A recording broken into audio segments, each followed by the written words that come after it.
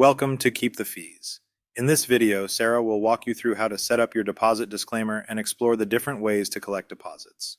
From customizable cancellation policies to payment options like invoicing, terminals, and manual logging, we've made it easy for you to manage deposits efficiently. Let's get started.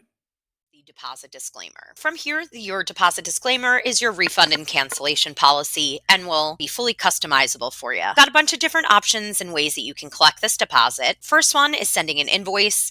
Texting this to your customer gives them the ability to pay that invoice themselves with their own credit card information. Here we have the ability to manually key in the credit card. We also have Pay on Terminal. We'll provide you with a terminal that works for tap, swipe, insert, Apple Pay, Google Pay, watches, and cell phones.